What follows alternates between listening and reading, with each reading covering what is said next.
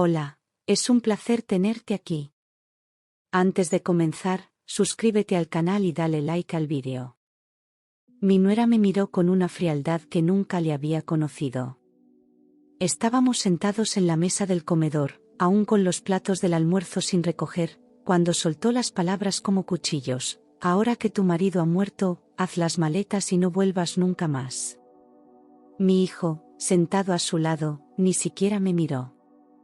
Solo asintió con una mueca de aprobación, como si aquella sentencia ya estuviera decidida desde antes. Me temblaron las manos, pero no mostré debilidad. Era como si el aire se hubiera congelado entre nosotros. La casa, que una vez fue mi hogar, se había vuelto hostil en un segundo. No entendía qué había hecho para merecer tanto desprecio. No era solo la frase, era la forma en que lo dijo, sin una pizca de humanidad. Llevaba semanas en silencio desde que Antonio falleció, intentando mantener la paz, creyendo que el dolor nos uniría como familia. Pero lo único que encontró espacio fue el resentimiento, y ni siquiera sabía por qué. Mi nuera, con los brazos cruzados, parecía disfrutar cada palabra que me lanzaba.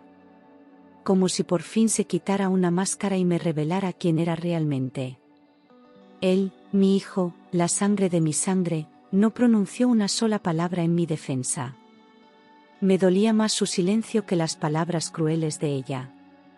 Aquella sala, testigo de tantas navidades y cumpleaños, era ahora una celda. Yo no pertenecía más. Tragué saliva, obligándome a no llorar. Lo último que les daría sería el espectáculo de mi humillación.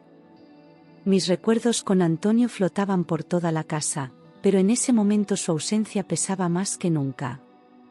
Sentí como se rompía algo dentro de mí, algo profundo, como una raíz arrancada de la tierra. Me levanté lentamente, evitando mirarlos a los ojos. No pedí explicaciones, no pregunté el por qué. En su desprecio encontré una respuesta más dolorosa que cualquier confesión: ya no me querían allí. A veces, el amor no muere con gritos, sino con un silencio lleno de crueldad. Y ese día, lo entendí en carne viva. Pensé que eso había sido todo, pero mi hijo, como si quisiera destruir lo que quedaba de mí, añadió con una calma aterradora: además, esa casa nunca fue tuya. Era de mi padre. Sus palabras me atravesaron como una estocada en el pecho. Quise responder, pero no me salía la voz. ¿Cómo podía hablar alguien que acababa de perderlo todo, incluso la dignidad?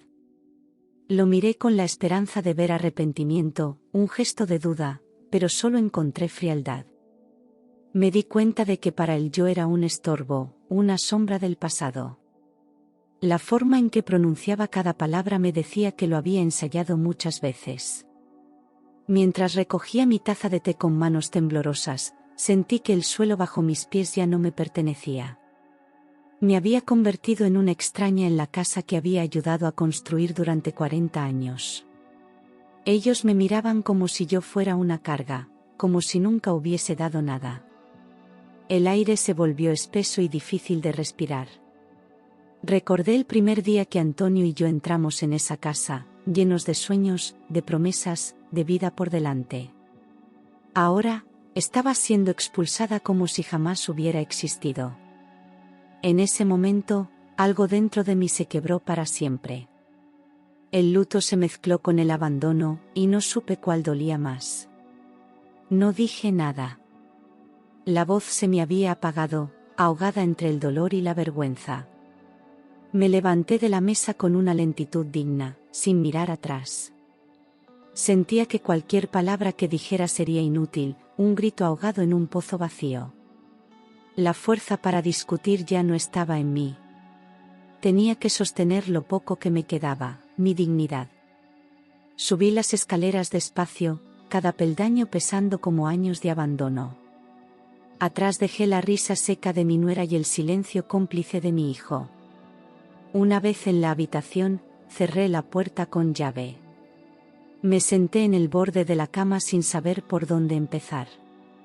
Miré alrededor, las fotos, las cortinas que yo misma cosí, la colcha que Antonio tanto amaba. Cada objeto parecía burlarse de mí.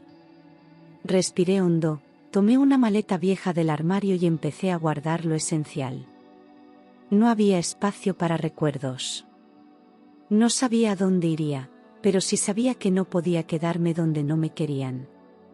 Mientras doblaba la ropa, mi alma se iba cosiendo en silencio, punto por punto, con dolor, pero también con una extraña determinación. Empaqué sin hacer ruido, sin una lágrima. Las carcajadas de mi nuera en la cocina me acompañaban como una banda sonora cruel. El sonido de los cubiertos, el tintineo de los vasos, me decían que la vida seguía para ellos como si yo ya no existiera. Bajé con mi maleta, esquivando sus miradas, como un fantasma entre las sombras de lo que fue mi hogar. Ninguno se movió. Nadie preguntó a dónde iba. Ni una palabra, ni un gesto.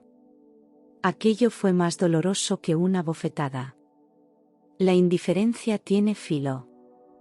Abrí la puerta sin volver la cabeza, sabiendo que aquel cruce de umbral era un adiós definitivo. El frío de la noche me envolvió de golpe, como si el mundo también me echara.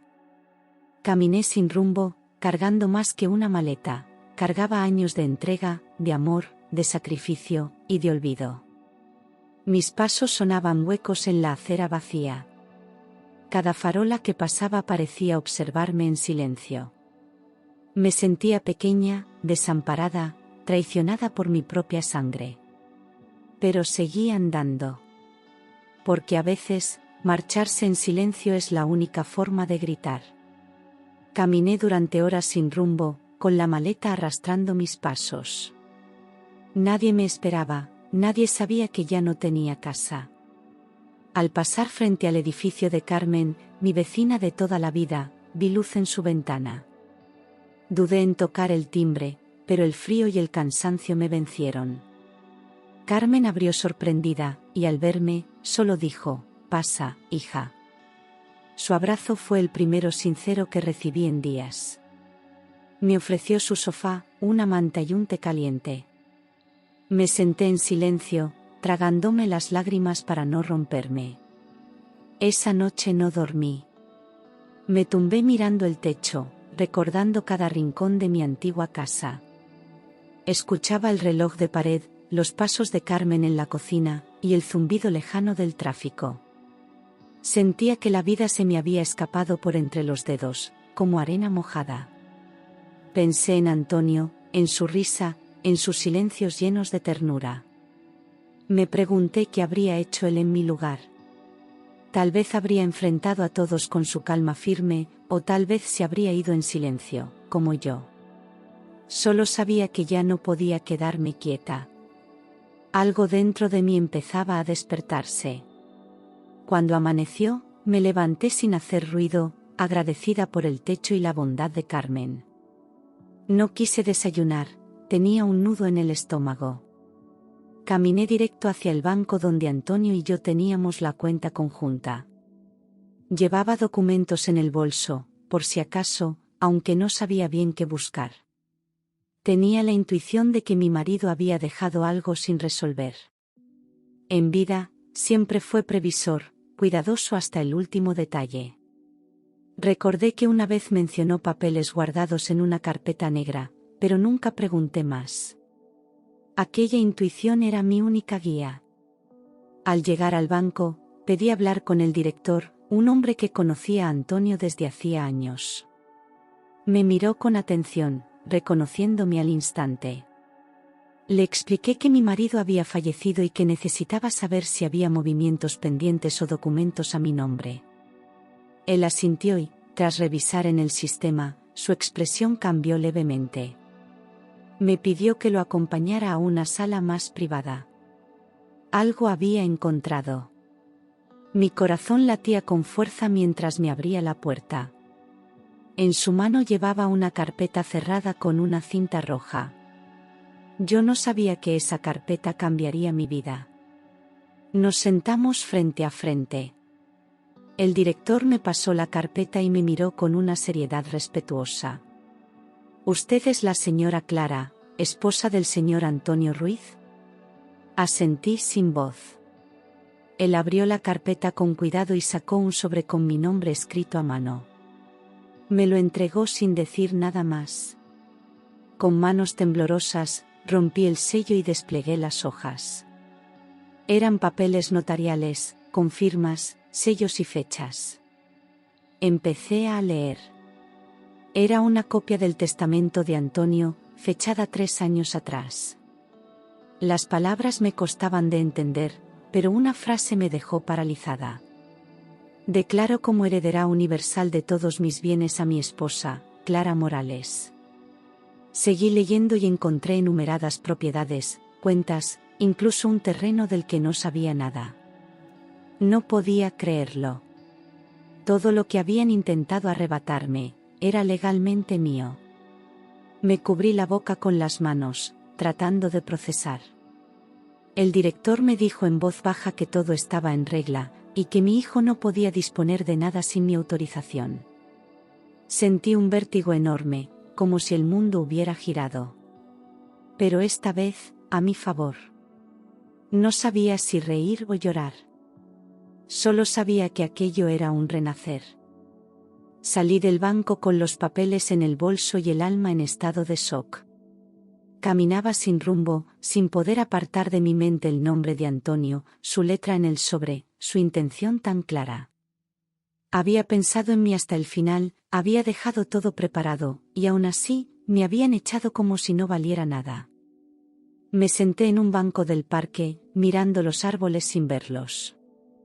Recordé la última conversación que tuvimos, semanas antes de que enfermara. Me dijo que confiaba en mí para todo, y yo, ingenua, creí que hablaba de cosas pequeñas. Él sabía más de lo que me contó. Sabía lo que vendría después.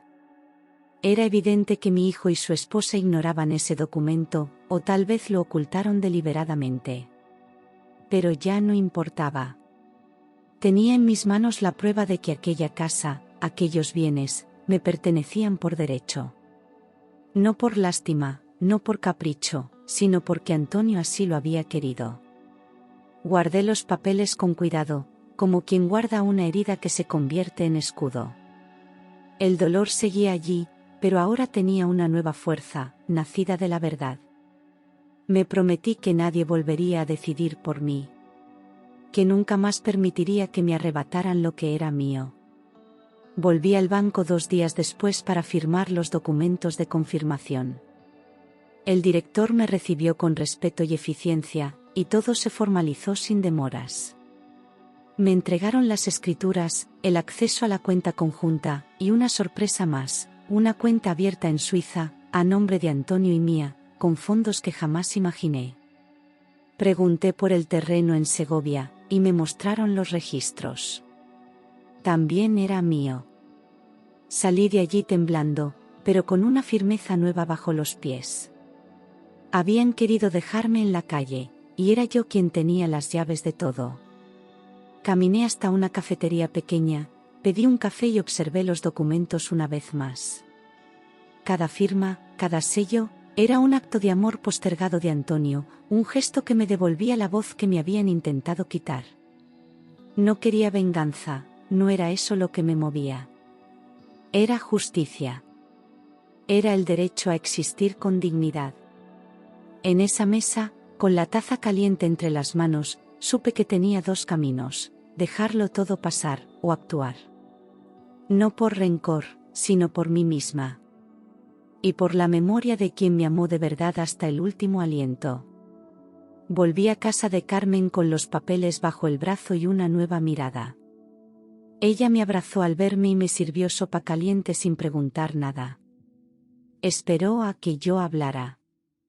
Cuando le conté todo, sus ojos se llenaron de lágrimas, pero su voz fue firme: tienes que volver por lo que es tuyo. Esa noche, me encerré en el cuarto y releí cada hoja del testamento. Las lágrimas llegaron, pero no por tristeza, sino por una mezcla de alivio, rabia y amor. Había soportado el desprecio, pero ahora tenía una base para reconstruirme. No dormí mucho, pero amanecí con otra energía. Me duché, Me vestí con ropa que llevaba semanas sin usar y salí a la calle con la cabeza alta. Aquellos que me habían echado iban a ver que no estaba rota, solo estaba esperando el momento justo. Ya no era la viuda callada y sumisa. Era Clara. Heredera de una historia, de un legado, y de mí misma. No sabía cómo reaccionarían cuando supieran la verdad, pero eso ya no me detenía. Lo que me habían hecho dolía, pero lo que yo iba a hacer, sanaría. No fui directamente a enfrentarles. Primero, necesitaba observar, entender cómo seguía la vida sin mí dentro de esa casa. Caminé hasta la esquina de la calle donde vivíamos y me quedé detrás de un árbol, oculta entre sombras. Vi a mi nuera salir con varias bolsas de ropa de marca, riendo al teléfono. Mi hijo apareció unos minutos después, en bata, tomando café en la puerta, como si nada hubiese ocurrido. Parecían cómodos, despreocupados, disfrutando de algo que no les pertenecía. Sentí una mezcla de tristeza y determinación. No me veían, pero yo a ellos sí. No iba a actuar con rabia, sino con inteligencia. Permanecí allí algunos minutos más, hasta que me aseguré de que ambos habían salido. Observé las ventanas abiertas, las plantas secas en la entrada, el buzón lleno de publicidad. Mi casa estaba descuidada, como si ya no tuviera alma. Me dolió, pero también me dio fuerzas. Volví sobre mis pasos y caminé directo hacia el despacho de Javier, el abogado que nos había ayudado cuando Antonio enfermó. Él me recibiría sin hacer preguntas, y sabía que sabría exactamente qué hacer. La justicia no siempre llega con ruido. A veces, entra por la puerta principal con papeles en mano. Javier me recibió con esa mirada serena que siempre había tenido. Me ofreció asiento, escuchó mi relato sin interrumpirme y revisó los documentos con atención absoluta. Cuando terminé, se quitó las gafas con lentitud y dijo: «Esto es más claro que el agua. Vamos a proceder». Me explicó que el testamento tenía total validez legal y que la ocupación de la casa por parte de mi hijo era, en términos jurídicos, ilegítima. Le pedí que todo se hiciera con discreción, sin escándalos. No quería venganza, quería recuperar mi espacio, mi derecho a respirar tranquila. Javier comprendió al instante. Comenzó a redactar la notificación. Firmé los papeles con mano firme. Cada trazo de mi firma era una forma de recuperar mi voz. Javier se encargaría de todo, él gestionaría el envío de la notificación oficial, y les daría un plazo para abandonar la casa. Me sentí segura por primera vez en semanas. Sabía que me esperaban momentos incómodos, tal vez dolorosos, pero ya no tenía miedo. Me despedí de Javier con gratitud sincera, y al salir de su despacho, el sol parecía más claro. Aquella ciudad que días antes me parecía hostil ahora me recibía como una aliada. Era el principio de mi retorno, no como víctima, sino como dueña de mi historia. 3 días después, el cartero entregó la notificación en mano, según lo acordado. Mi nuera la recibió, y al leerla, su rostro se transformó por completo. Desde lejos, observé la escena. Gritó el nombre de mi hijo con desesperación, y ambos entraron de nuevo a la casa, como si quisieran huir de lo inevitable. Tenían 72 horas para desalojar la vivienda. Yo no estaba allí para verlo todo, pero Javier me describió cada detalle con precisión. No sentí placer, solo una calma profunda. La ley me había devuelto lo que me correspondía, sin necesidad de levantar la voz. Esa misma tarde, mi hijo me llamó. No respondí. Luego, me dejó un mensaje lleno de palabras confusas, mezclando justificaciones y súplicas. No había odio en mí, pero tampoco había espacio para sus mentiras. Carmen me observaba en silencio mientras guardaba los documentos en una carpeta nueva. «Has hecho lo correcto», me dijo, y yo asentí. Aquella casa no era solo ladrillos, era memoria, era dignidad. Nadie tenía derecho a expulsarme de mi historia. El reloj había empezado a contar, y por primera vez, no era yo quien esperaba, eran ellos. No pasó mucho tiempo antes de que mi teléfono sonara con insistencia. No contesté, pero al poco rato, recibí un mensaje de voz de mi nuera. Su tono era histérico, desbordado por la furia. «¿Cómo te atreves? Después de todo lo que hicimos por ti», gritaba entre sollozos y rabia. Escuché cada palabra con el corazón sereno. No respondí. No merecía explicación quien había sabido herir sin remordimiento. El sonido de su voz me recordaba que, al final, el tiempo pone a cada uno en su sitio. Yo no había buscado venganza, solo justicia. Carmen, que estaba a mi lado, me miró y negó con la cabeza. «No te dejes arrastrar por esa gente», murmuró. Tenía razón. Aquella mujer que un día fingió respeto, ahora mostraba su verdadero rostro. Ya no era la nuera preocupada por el bienestar familiar, era una invasora descubierta. Su grito no era dolor, era miedo a perder lo que nunca le perteneció. Me limité a borrar el mensaje. No le debía nada, y menos aún una respuesta. El silencio, en ocasiones, es la mejor defensa frente a quienes solo saben herir. Al día siguiente, fue mi hijo quien apareció en la puerta de casa de Carmen. Llamó con suavidad, y al abrir, lo vi con los ojos hinchados, el rostro apagado, como si el mundo se le hubiera caído encima. «Mamá, por favor, escúchame», suplicó. Carmen quiso intervenir, pero le pedí que me dejara sola con él. Nos sentamos en el patio trasero, entre macetas y el aroma a albahaca. Durante minutos no dijo nada, hasta que finalmente rompió a llorar. Me contó que se sentía atrapado, que había dejado que su esposa decidiera por él, que no supo cómo reaccionar. Le escuché en silencio, con el corazón dividido. No era fácil ver llorar a un hijo, incluso después de tanto dolor. Me dijo que se sentía culpable, que cada noche pensaba en su padre, en lo que él habría querido. Pero no podía borrar lo que había hecho. La traición no desaparece con lágrimas. Le expliqué que necesitaba tiempo para entender si ese llanto era sincero o fruto del miedo a perderlo todo. No le grité, no le abracé. Solo lo miré a los ojos y le dije que era tarde para fingir inocencia. No vine al mundo para que mi propia sangre me desterrara. Antes de marcharse, me pidió una oportunidad. Dijo que estaban dispuestos a irse de la casa, pero que no quería perderme del todo. «Tú eres mi madre», insistía, como si esa frase lo limpiara de todo lo anterior. Le miré con una calma que me sorprendió incluso a mí. Le dije que podía quedarse con una condición, que se separara de su esposa y comenzara de nuevo, esta vez como un hombre con principios. Sus ojos se abrieron de par en par, y su rostro palideció. No esperaba esa respuesta. Titubeó. No dijo sí. No dijo no. Solo se levantó y se marchó. Volvió la vista atrás una sola vez antes de cruzar la puerta. Quise creer que había algo de verdad en sus palabras, pero aprendí que el amor sin respeto solo destruye. Carmen volvió a sentarse a mi lado, me ofreció un trozo de pan recién hecho y me dio la mano. No dije nada más aquel día. No me sentía vengada, me sentía libre. Había puesto mis límites, y eso era suficiente. A veces, protegerse también es un acto de amor.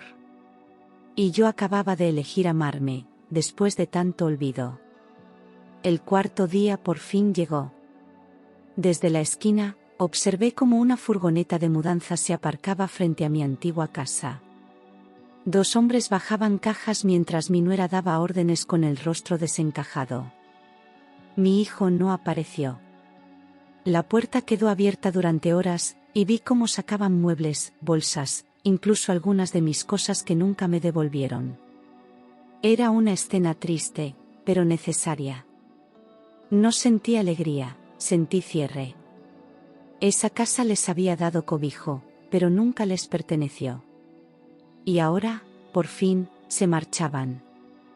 Cuando todo estuvo vacío, cerraron la puerta con un portazo y se subieron al coche sin mirar atrás. Me acerqué después de que la furgoneta se alejase. La fachada estaba sucia, las ventanas rotas, las plantas secas. Era evidente que su partida no fue pacífica, querían dejar una huella de rencor. Entré con la llave en la mano, la misma que guardé todo ese tiempo. Al cruzar el umbral, el silencio me recibió como una vieja amiga. No había nadie, solo yo y los restos de una historia maltratada. Aún así, era mi hogar. Y estaba de vuelta. Recorrí las habitaciones una por una, tocando las paredes como quien despierta una casa dormida. Todo estaba revuelto, polvoriento, con objetos tirados en el suelo. Me senté en mi sillón, ese que Antonio usaba cada tarde para leer. Cerré los ojos y respiré hondo. Sentí su presencia en cada rincón, como si él supiera que al final volvería. No lloré. Me limité a permanecer allí, en silencio, reconociendo lo que había sido mío todo el tiempo. La casa ya no era símbolo de dolor, sino de resistencia. Me había marchado rota, y regresaba entera. Pasé la noche en el sofá, con una manta vieja y una taza de té. No dormí mucho, pero tampoco lo necesitaba. Sentía una paz nueva, esa que solo llega cuando una mujer deja de pedir permiso para existir. A la mañana siguiente, abrí todas las ventanas y dejé que la luz entrara sin miedo. El aire fresco parecía llevarse los últimos restos de amargura. Por primera vez en mucho tiempo, desayuné en mi cocina, en mi taza, con mi pan. Estaba sola, sí. Pero no estaba vacía. Había vuelto a casa, y también a mí. Pasé los días siguientes limpiando cada rincón con esmero, como si con cada trapo también sanara una herida. Tiré lo que no servía, guardé lo que aún tenía valor, y decidí transformar los espacios. Llamé a una jardinera local para que me ayudara con el patio. Plantamos flores nuevas, recortamos ramas secas y devolvimos color a lo que estaba apagado. Pinté las paredes con tonos cálidos y colgué cortinas ligeras que dejaban entrar la luz. Poco a poco, la casa fue volviendo a ser hogar. No uno perfecto, pero sí mío. Y eso bastaba. A medida que recuperaba el espacio, también me recuperaba a mí. Empecé a andar erguida, a salir con más frecuencia, a volver a mirar a las personas a los ojos. Algunos vecinos me saludaban con timidez, otros con afecto sincero. No expliqué nada, no hacía falta. La casa hablaba por sí sola. Mis manos olían a jabón y tierra, mis días se llenaban de tareas pequeñas pero significativas. Ya no vivía en función de otros. Cada flor que florecía en el jardín era una forma de decir, sigo aquí, viva, y no me han vencido. Mientras ordenaba la estantería del salón, encontré un libro de Antonio que no recordaba haber visto en años. Al abrirlo, algo cayó entre las páginas, una hoja doblada con su caligrafía reconocible. Me temblaron las manos al desplegarla. Si estás leyendo esto, es que me he ido, comenzaba. Sentí un nudo en la garganta, pero seguí leyendo. No permitas que te hagan daño. Esta casa es tuya. Y tu valor no depende de nadie más.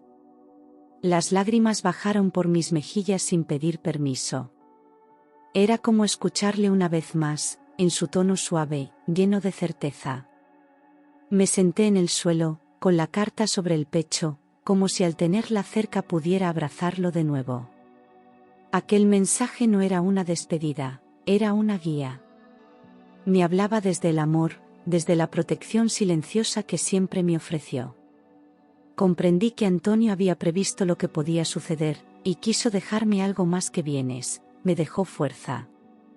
Guardé la carta en un cajón especial, junto a nuestras fotos. Ya no dolía tanto su ausencia. Ahora sentía que su voz me acompañaría siempre. Esa carta fue el último regalo de un amor verdadero. Con el documento de la cuenta en Suiza, regresé al banco para acceder a los fondos. Todo estaba en regla, y la cantidad me permitió respirar sin miedo al futuro. No quería lujos, solo independencia. Compré un pequeño apartamento en las afueras para alquilarlo, como inversión segura. Me asesoré, aprendí lo necesario y firmé sin dudar. Por primera vez, manejaba dinero sin pedir permiso. Sentí orgullo, no por la cifra, sino por el control. Había pasado de ser invisible a dueña de mis decisiones. No lo conté a nadie. Aprendí que la discreción protege más que cualquier muro. Caminaba por la ciudad con otra postura, más firme, más consciente de lo que valía. No necesitaba vengarme, ni gritar lo logrado. Bastaba con vivirlo. Me inscribí en un taller de lectura, retomé mis paseos por el parque, volví a mirar el cielo sin miedo. El dolor había dejado cicatrices, sí, pero también había abierto puertas. Ya no era solo la viuda de Antonio. Era Clara. Clara entera, completa, con heridas, pero caminando sola y con paso firme. Una tarde de domingo, mientras regaba las plantas del balcón, escuché el timbre sonar con insistencia. Al abrir la puerta, no podía creer lo que veía. Era mi nieta. Estaba más alta, más seria, con los ojos apagados. No dijo nada al principio. Me miró, tembló y luego se lanzó a mis brazos. Abuela, lo siento. Mamá me prohibía verte, murmuró entre sollozos. Le acaricié el pelo sin poder hablar.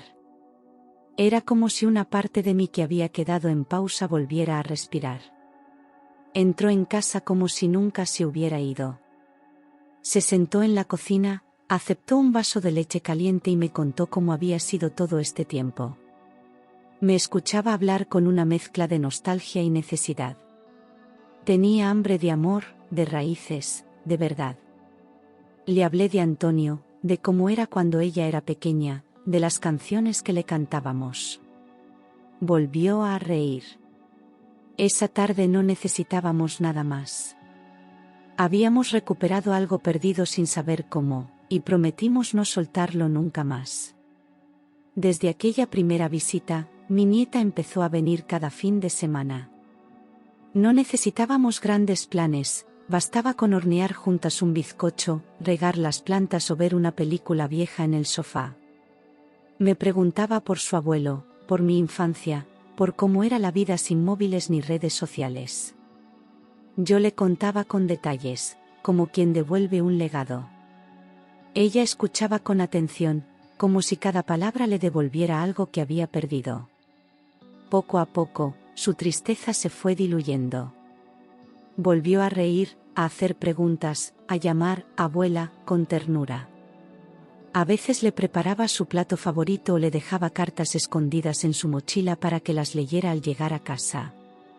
Su presencia llenaba la casa de una alegría que creí olvidada. Me sentía útil, viva, acompañada. La relación que habíamos perdido por culpa de los adultos, ahora renacía con más fuerza. No hablábamos de su madre ni de mi hijo. Éramos ella y yo, reconstruyéndonos con cada momento compartido. Y en ese lazo, yo también encontraba sanación. Porque en los ojos de esa niña, veía el futuro, limpio de rencor. Una mañana desperté con una idea fija en la mente. Quería abrir una librería con cafetería. Siempre me había gustado leer, y en el barrio había un local antiguo que llevaba meses cerrado. Pedí cita con el propietario, visité el lugar y supe, al instante, que ese sería mi nuevo comienzo. Usé parte del dinero heredado para comprarlo, y contraté a una pareja joven para ayudarme con las reformas. Pintamos las paredes, colocamos estanterías de madera clara, y llenamos el espacio de plantas y luz natural.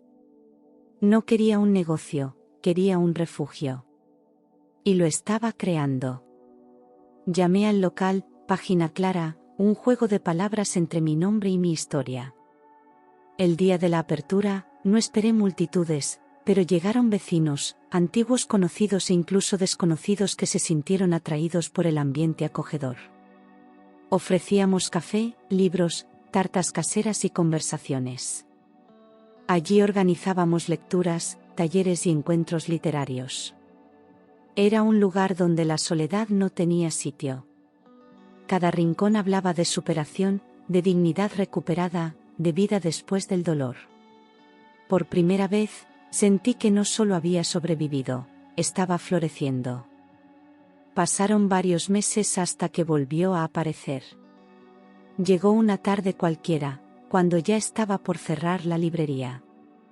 Llevaba una mochila al hombro, la barba crecida y los ojos hundidos. No era el hombre arrogante que me había echado de mi propia casa. Era otro. ¿Puedo hablar contigo?, preguntó con voz baja. Le invité a sentarse, pero no dentro del local. Nos quedamos en la terraza, donde el aire era libre y las heridas podían respirar. Me dijo que se había separado, que no tenía a dónde ir. Que no buscaba dinero, sino refugio. Le observé sin interrumpir. El hijo que había criado estaba allí, pero también lo estaba el hombre que me había humillado. He pensado en ti todos los días, dijo, pero no sabía cómo volver. Yo sí sabía cómo no hacerlo. No abrí la puerta de casa. Le ofrecí un café, nada más. El silencio entre nosotros fue más sincero que cualquier excusa. Le dejé claro que el respeto no se mendiga, se construye. Y que yo no estaba obligada a perdonar a quien solo volvió cuando lo perdió todo. A veces, amar también es saber cerrar la puerta. Después de aquel encuentro con mi hijo, no volví a saber de él durante semanas. Me dejó una nota escrita a mano que encontré en el buzón. Decía, el amor no se exige. El respeto se planta con actos. Tú me diste todo, y yo lo arranqué sin mirar. La leí una vez y la guardé, no por apego, sino por cierre. No necesitaba más explicaciones. Lo que había que entender, ya lo había entendido. Él eligió alejarse y yo elegí continuar sin miedo. Me dolía, sí, pero no desde la rabia, sino desde la dignidad. La justicia emocional no siempre se ve, pero se siente. Es ese momento en que una mujer ya no necesita que le reconozcan lo que vale. El perdón no se mendiga, se construye con tiempo, verdad y coherencia. Y él aún estaba muy lejos de eso. Mi vida seguía, no por rencor, sino por amor propio. Le deseaba paz, pero no le ofrecí lugar. No porque no le quisiera, sino porque aprendí que querer no es tolerar todo. Y yo ya no toleraría lo que me rompía. La librería se convirtió en un punto de encuentro para almas tranquilas. Organizábamos lecturas poéticas, tardes de té, debates sobre libros y vida. A veces venía gente que no leía, pero se quedaba por la paz del ambiente. Yo les servía café, les recomendaba títulos, les escuchaba. Me hice amiga de mujeres valientes, de jóvenes curiosos, de abuelos solitarios. El barrio empezó a conocerme como la señora Clara, la de los libros, y me gustaba ese nombre. Ya no era la madre de nadie, ni la esposa de Antonio. Era yo. Clara sin apellidos ajenos. También donaba libros a escuelas, organizaba meriendas para niños y daba espacio a artistas locales. Mi nieta me ayudaba los sábados. Se encargaba del rincón infantil y tenía una risa que iluminaba el local. Compartíamos secretos, recetas y confidencias. Ella me devolvió la fe en el futuro. La soledad se había ido. No porque alguien llenara el hueco, sino porque yo misma me reconstruí. Había descubierto algo que nadie podía quitarme, mi libertad. Y vivir en paz, con propósito, se había convertido en mi mayor victoria. Hoy escribo esta historia sentada en el porche trasero, viendo cómo el sol cae lentamente detrás de los tejados. La brisa mueve las hojas del limonero que planté el año pasado, y todo está en silencio. Un silencio amable, lleno de vida. Ya no soy la mujer que callaba, que se escondía tras la voz de otros. He llorado, he perdido, he sido olvidada, pero también he renacido. Esta casa volvió a ser mi hogar, no por los muros, sino por lo que construí dentro de mí. Y eso no lo destruye nadie. Guardo las cartas de Antonio, las risas de mi nieta, las miradas de quienes cruzaron por mi librería buscando algo más que un libro. Soy Clara, fuerte sin necesidad de gritarlo, dueña de lo que siento, herencia viva de una historia que no se borró. No hay final feliz perfecto, pero hay finales en paz. Y este, para mí, lo es. Porque elegí quedarme conmigo, escucharme, respetarme. La última página no es una despedida. Es un comienzo sereno. La historia de una mujer que, al final, se eligió a sí misma.